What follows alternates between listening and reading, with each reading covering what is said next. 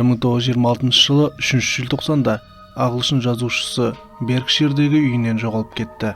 Бұл оның шығармаларының рухындағы оқиға болды. Оғаш сюжетте көптеген ашылмаған жұмбақтар мен күтпеген шарықтау шегі бар. Сол қысқы кеште не болғанын және неге Агата Кристиді 2 апта бойы ешкім таба алмағанын анықтауға тырысайық. Достар, арнамыздың 83% көрермені жазылмай қарайды.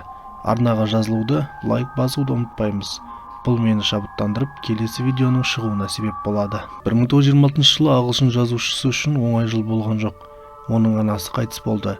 Ал біраз уақыттан кейін күйеуі оған басқа елге ғашық болғанын мойындайды. Бір күні кешкі сағат 9:30 шамасында Агата Кристи қонақ бөлмесіндегі сүйікті креслосынан тұрып, қызының бөлмесіне көтеріліп, оны сүйіп асығыс түсті. Ол өзінің Моррис Коули көлігіне отырып, түн уақытында кетіп қалады.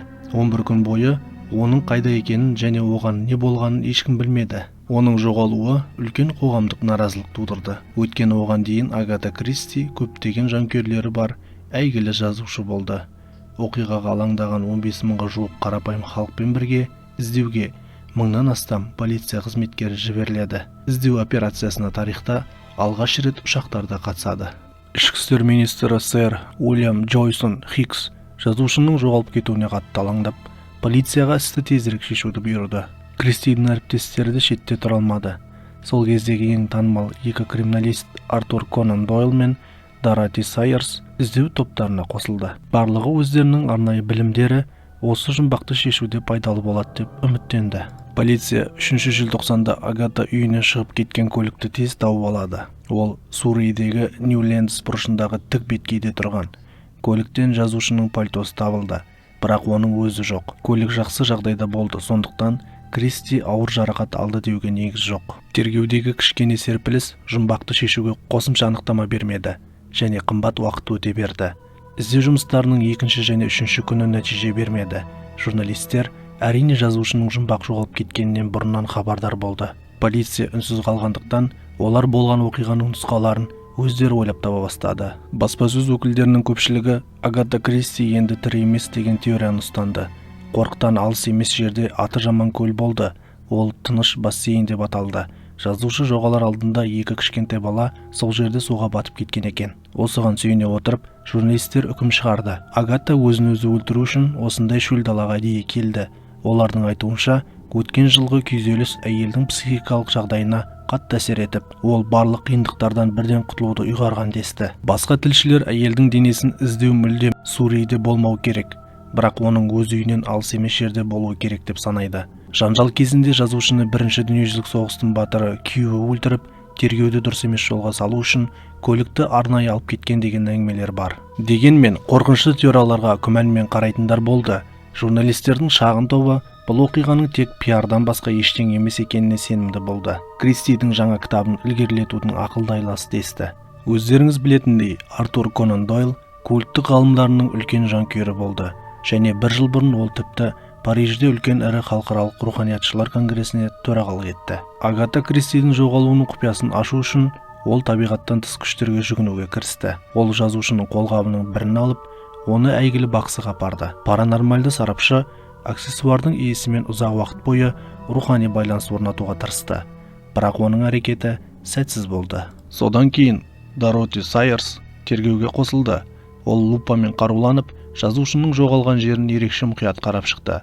Өкінішке орай, бұл да пайдасыз болып шықты. Іздестіру жұмыстарының 2 аптасының басында Агатаның жоғалғаны туралы хабар бүкіл әлемге тарады. The New York Times газеті бұл оқиғаға бірінші бетін арнады. Кристи жоғалып кеткеннен кейін 11 күн өткен соң, 14 желтоқсанда ғана ол жазушының көлігі табылған жерден 400 шақырым жерде орналасқан солтүстік Йоркширдегі Харрогейт қаласындағы қонақ үйден табылады. Сонымен бірге Агата үйден соншалықты алысқа қалай жеткені мүлдем есінде жоқ екенін айтты. Сондықтан болған оқиғаның суретін полиция қалпына келтіруге мәжбүр болды. Құқық қорғау қызметкерлері 4 желтоқсанға қараған түні Кристи Лондонға көлігімен баруды ұйғарған, бірақ кейін түсініксіз себептермен жоспарын өзгерткен деген қорытындыға келеді. Ол көлігін жолда қалдырып, теміржол вокзалына жаяу барады. Ол жерден Харрогейтке пойызбен барады. Курорттық қалаға келгеннен кейін ол Суан Хидро деп аталатын қонақ үйге тіркеледі. Бір қызығы, ол өзін Тереза Нил деп таныстырған. 1920 жылдары Харрогейт қаласы қоғамның қаймағы үшін танымал демалыс орны болды. Агата сол жерде ақсүйектермен араласып салтанатты қабылдауларға қатысады. Бірақ бір күні оны Боб Таппин есімді қонақ үй музыканты танып қалады. Әрине ол белгілі жазушының жұмбақ жағдайда жоғалып кеткенін естіп, барлығын полицияға хабарлауға асығады. Полиция бірден Кристидің күйеуіне әйелінің қайда екенін айтты. Ол Харрогейтке келесі пойызға билет сатып алуға жүгірді. Алайда қонақ үйге келгенде әйел оны бейжай қарсы алды. Ол абдырап қалған күйеуінен залда күтуін өтінді, ал өзі жоғарыға көтеріліп, үйге бару үшін кешкі көйлекті таңдауға көп уақыт жұмсады. Ұзақ уақыт бойы Агата Кристи хабарсыз кеткен деп есептелетін 11 күн туралы ешқашан айтпаған. Сондықтан 1926 жылдың 3-14 желтоқсан аралығында оған шынымен не болған туралы көптеген нұсқалар пайда болды.